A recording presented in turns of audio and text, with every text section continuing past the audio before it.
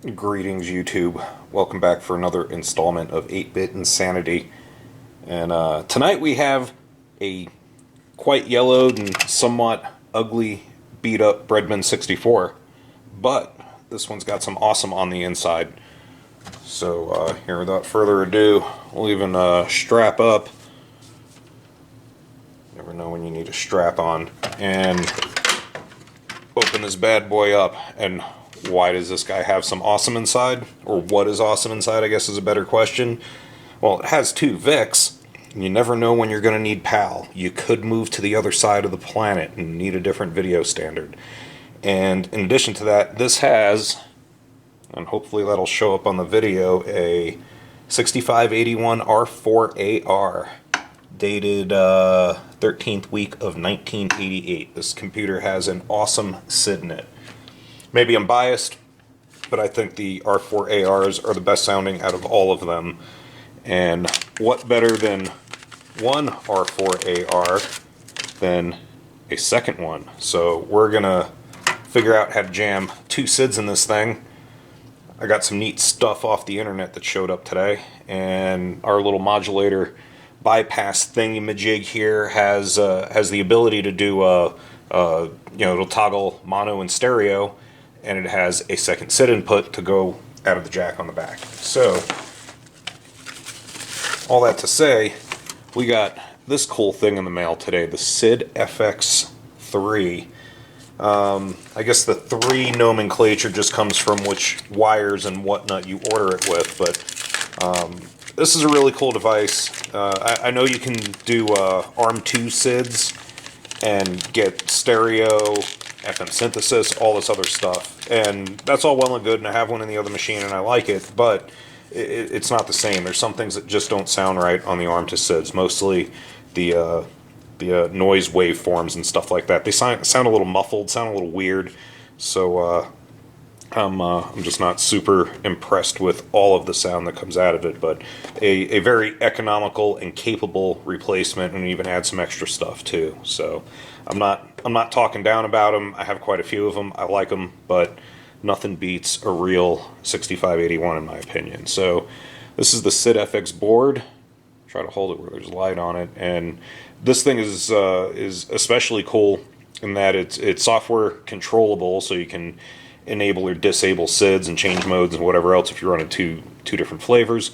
But I was most impressed with this design as it has a ton of extra filtering to filter out junky noise from crap power supplies, or if you're just got ambient noise around. This ought to do a pretty decent job filtering out some junk. So in theory, that should plunk in there. You plunk 2 SIDs in, and then we got to do some wiring. So before we do all of the chip swapping and all that, I'm going to take the SID out of my way so I don't hurt him, and we're going to go through this bag of wires and see what we got to hook up where.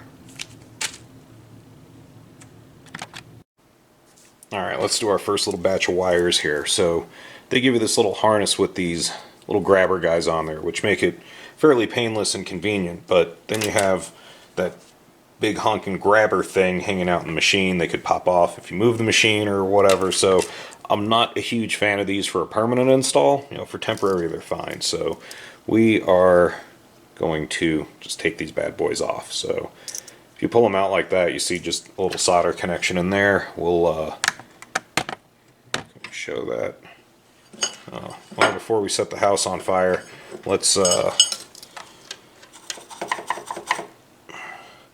clean the iron from part of the strap we just melted, and we'll just desolder this little guy right off of there. A little bit of heat and he's gone, right?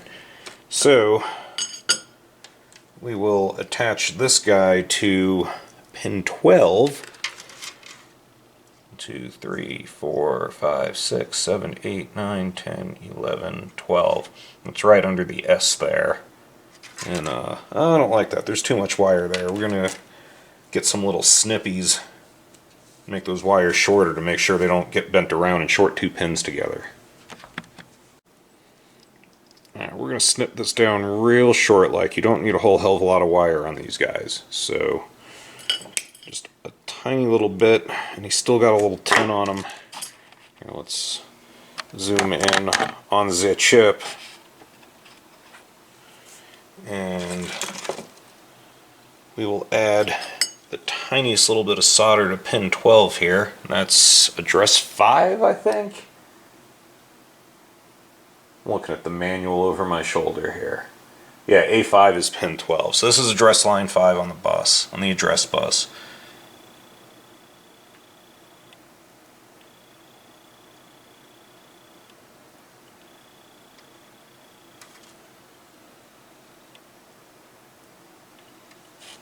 There we go. Tiny little bit of tin on the leg there. And take that thing off. We don't need him anymore. And you could reuse those. You can save them and use them on another project. But we will just...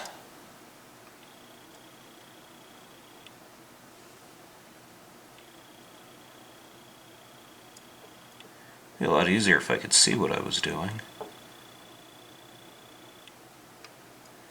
I'm kind of at an awkward angle here, so we can do this on camera. There we go. And then the manual says the green one goes on pin 15. So again, we will take him apart.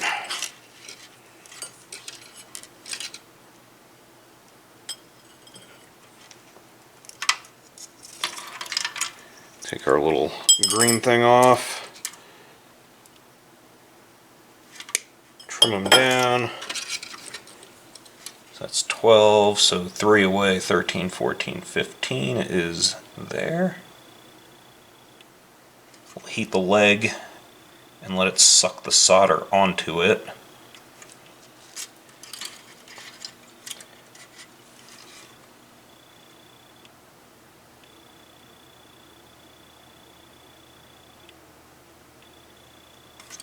There we go. And then the last one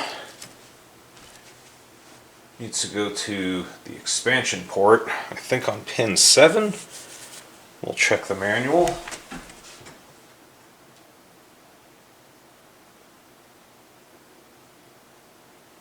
Yeah, that's going to go to pin 7. That's a I/O line for controlling which address it's going to be on. We'll slide over so we can see our expansion port. Hopefully you can see that anyway. There's a bit of a shadow on it. There's not much I can... Well, maybe there is something I can do. Let's do this. You can use the top part to support the bottom part. Get a little more light on the subject, maybe.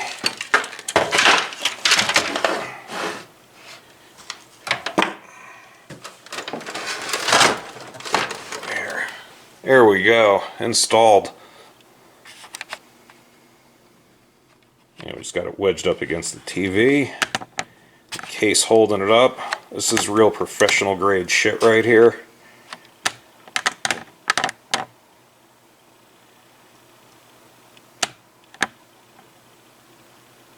There we go. Now we can see pin 7. So the row closest to you are the numbered rows, and then back behind there you have pins A through Z or whatever it is. But so we'll go to the 7th one over. 1, 2, 3, 4, 5, 6, 7. A little bit of fresh stuff on there. And again, we will take this thing apart.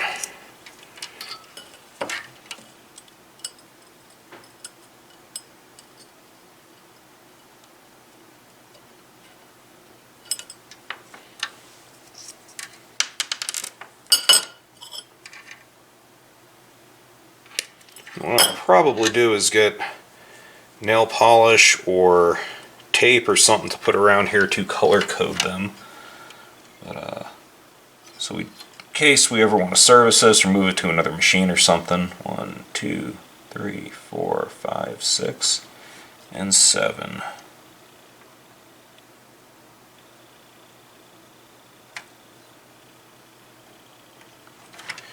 And there we go. That's harness number 1 done. Alright, now we got to figure out the output jack wiring here, because we already have that nice fancy jack built onto the motherboard, and this just comes with a jack on a wire that you drill a hole in your case and screw in with that little lock nut there. We don't want to make any more holes than we have to, so we first need to figure out, coming out of this jack, there's going to be ring tip and sleeve, and that's going to tell us our left and right where they're going. So we're just going to plug a cheap little thinger into the jack here, and down here on the bottom, that is going to be our ground. Oh, well, hell, you can't see that, so here, let's come out a little bit. So the very, very bottom piece of the jack, that's going to be your ground. So in theory, if we touch ground on here, we do have continuity. So that's right. So the tip, just the tip, is going to be our left, which should be one of these pins in here. Alright. And he's connected to nothing else. So that's good. So our left is on the left. Somebody was thinking when they designed that thing. And then the ring here in the middle is going to be our right channel, which is on the right. And then this would feed it back out if you were using this as intended, jumping it over into stereo mode. So right and left. Good. So now we know where to put our wires. So we're going to do the same thing on the little built-in, or little included jack. Here, we'll plug a wire into it. We'll take our little gator clip and try to figure out which one of these is the ground. So this jack is pretty convenient in that you can see the contacts exposed on the side. There's our ground. So this guy here is our ground wire. So they got it heat shrunk and soldered on there real good. Let's see if we can get that back alright. And same thing here. We're just going to desolder that wire off of the jack and put it onto our little board in there.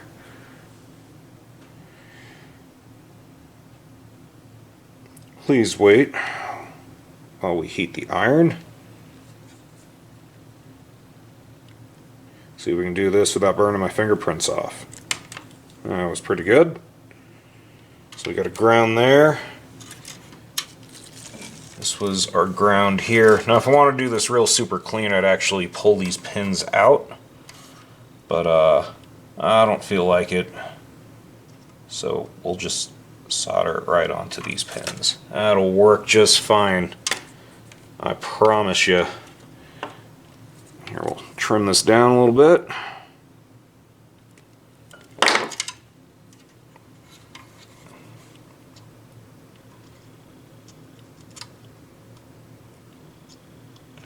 I could solder DuPonts onto these and just plug them in, but those DuPonts get finicky. They like to get loose and fall off, and I want this thing to sound good, so we're not going to do that. Alright, we'll do the same thing now. We'll find the tip. Just the tip. There we go. There's our tip. He's going to be our left.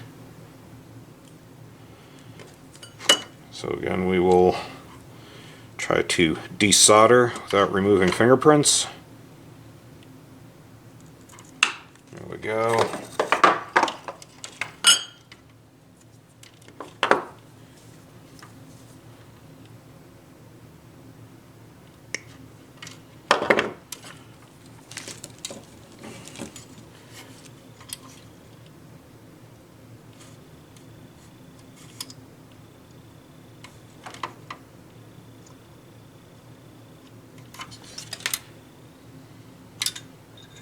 Where'd he go? There he is. know what we'll probably do, try to keep this a little neater. We'll just wrap these guys, kind of braid around each other, just so it's less of a rat's nest going across the board. And this will go on the left.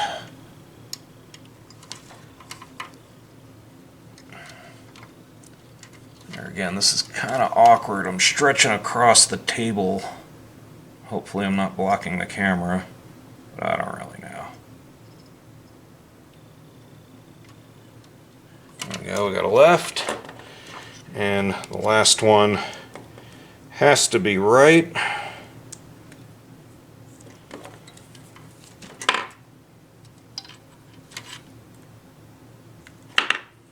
There we go.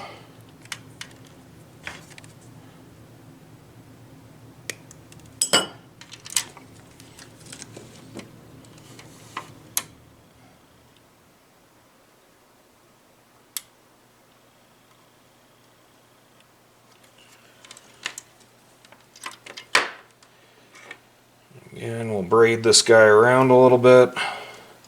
I know it's not really a braid. I'd do all three at once if it was an actual braid, but I was never good at braiding hair.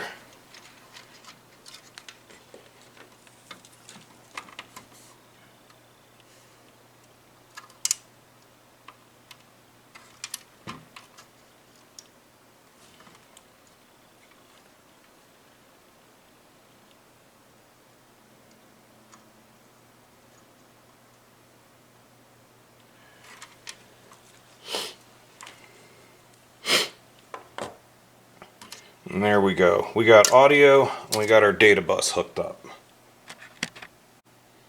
Alright, now I think we're on the last part of the hardware before we go do some fun stuff. But here we have our board, a couple of SIDs in there. All our notches are that way towards the back of the machine. Make sure you match this up, because if you blow up a SID, it's bad. If you blow up two SIDs and an expensive board you bought for them, that's even worse. And this isn't the worst single wipe socket I've ever seen. Actually, it is double wipe, but it's one of the ones with the really narrow, narrow openings in it. So I don't know how well these machine pins are going to work in there. We might actually kill the socket by doing this and never be able to put a normal chip in there again. But that's okay. Those sockets are easily changed. We'll make sure that whatever we can kind of bend out of the way, we bend out of the way.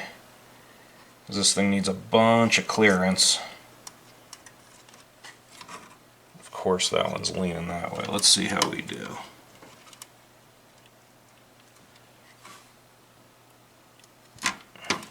Hey, not bad.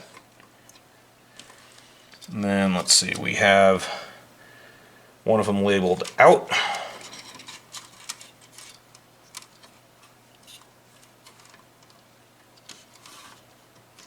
There's the out. This one's labeled bus.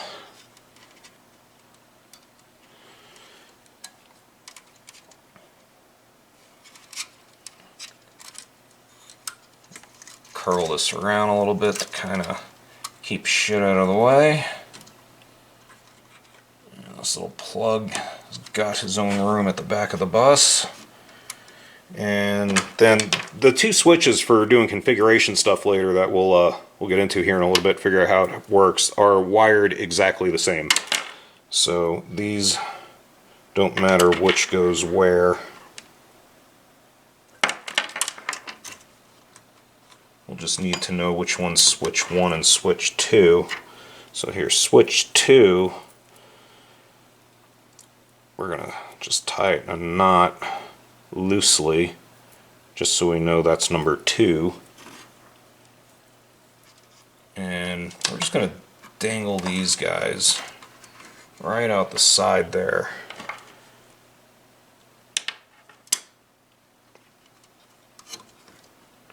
Switch 1 has no knot, and we are installed. And we should still be able to get our audio jack in and out over there. So yeah, good stuff. That's all it took to install the SID FX. Pretty quick and harmless. Well, we think it's harmless. We won't know until we turn the machine on and make sure we didn't blow anything up. But all in all, this is a pretty easy thing. So let me find a power supply and some AV cables and stuff. We'll plug this bad boy in, see what he does. Alright, we got this thing all rigged up. The Kung Fu flash. It's got the SID FX configuration program and a demo that I found. That's supposed to use a pair of 6581s in stereo mode, I do believe. I'm guessing it's going to use the D420 address for the second SID. Didn't really say for sure, but I think that's what people typically used. I don't know, I've never really played with stereo SID stuff very much, so let's fire in the hole here.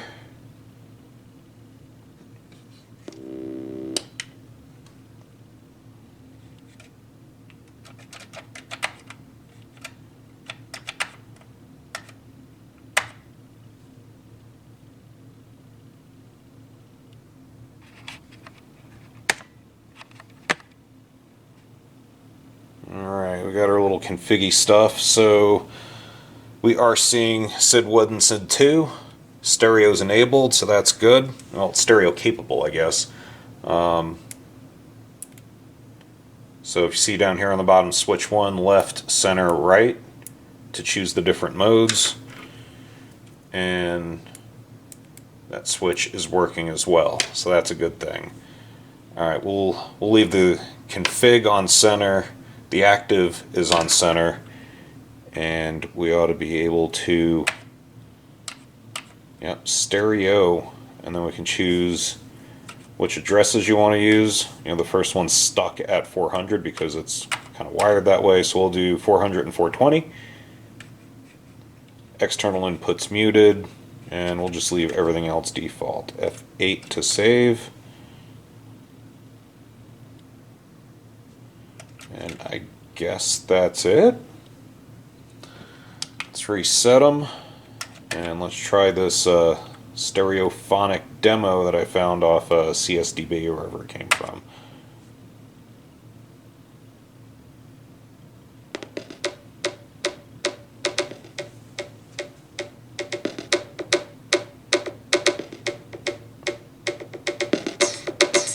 Nice. Sounds like the left side is not quite as loud. Alright, so after thinking about our left-right audio leveling issue here for half a second, I decided it's time to look at a schematic or something. And it's once you look at a schematic, the problem is pretty self-explanatory. The SID FX uses all the original circuitry you see here for SID 1, or the left channel in our case. For the right channel, SID 2, we're just taking a wire right out of the SID FX and putting it right into the jack that's outputting. So obviously there's a whole bunch more on the left channel than the right channel as far as circuits that are getting it to the outside. Now, being that we have all kinds of filtering and whatever built into the SID FX and, you know, protection for the SID chip itself, it's not like we're wiring the output directly to anything. We are going through all the stuff that's on the SID FX, and it was designed for that, so we're all good there. So we essentially need to take this original circuitry out of line because it's loading down the audio output coming out of pin 27 on the left SID, and that's going to drop our level, and obviously we're going to, you know, have some differences between the left and the right channel. So sure, we could do something to the right channel to bring it down, but I think we should just bring the left channel up and take all this unneeded circuitry out of there. I believe by doing this, we will orphan audio coming out of the built-in DIN jack. I don't really care about that because this machine has a permanently mounted built-in, you know, 1/8 inch stereo jack. So we can still use the video output from the DIN, so I'm not super concerned there. So now, as you can see, coming out of the pin, we have a 1K to ground. We have a 10K that's in line before it hits the 1815 transistor. That's, you know, essentially just like a little audio amplifier. So There's a few different things you could do. You could, you know, if you're a Neanderthal and sick and twisted, you can cut the trace coming out of pin 27, or you could remove that pin from the socket or something like that. We're not going to do any of that. It's easy enough, I believe, in my opinion, to lift out R6 to ground and R7 in line. That will completely, you know, dismantle all the circuitry. It's a very easy way to go about doing it. It's very easily reversible. So I think that's what we're going to do here. So I think I'll skip the soldering on camera. That's just boring and stupid anyway. And we'll snap cut here to the result of my efforts. Alright, so as I kind of expected, the machine pins on the SID FX board destroyed the original socket pretty good. The housing was all cracked around there. It was still making connection and working, but it was gross and ugly. So while I had this board out of the machine, I went and put a nice shiny new socket in there. Now here's R6 and R7, and all I did was just heat up one leg and pull it out of the board. So if we want to reconnect these real easy, just heat it up, jam it back in the hole. Easy peasy. And for extra credit, while I was in there, we socketed the kernel ROM. You can never go wrong having a socketed kernel ROM. And then, so now we have our left and right like we hooked up over here, and that's the only audio coming out of the SID FX is going into this jack. It doesn't go through the board anymore. It may backfeed through the jack, the RF mod, that pin, and go out the socket because they're all joined together. That jumper might have to be in place for that, but I don't really care. I have no need for that DIN socket for audio anymore. So I think we're ready to assemble this thing, plug it in, and see if we have level audio coming out both channels now. Alright, we are back with our reassembled machine. I went ahead, took the liberty of putting a couple of 1/4-inch holes in the side plate here. So we have our switches hanging out of the side now. No more dangly bits. Everything's soldered, everything's in. Everything ought to work, we would hope. So here, let's fire in the hole and see what happens.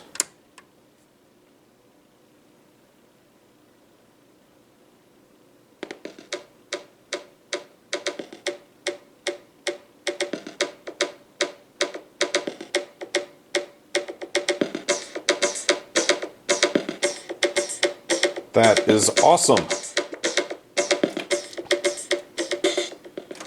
Yeah, both channels sound right about the same level now. Granted, this is not a scientific test. It's not like I have it plugged into any kind of measuring equipment or even, you know, UV bars on a mixing board or anything. But I would say that sounds a whole hell of a lot better, and I would call this little project a success. Yeah, so now we've got 2 SIDs, 2 VICs. What else can we double up on in here? I don't know. We'll find something else to bolt into this thing one of these days. So anyway, I hope this helps somebody. I hope somebody learned something. I know I did playing with all this. And keep on rocking. We'll see you guys later.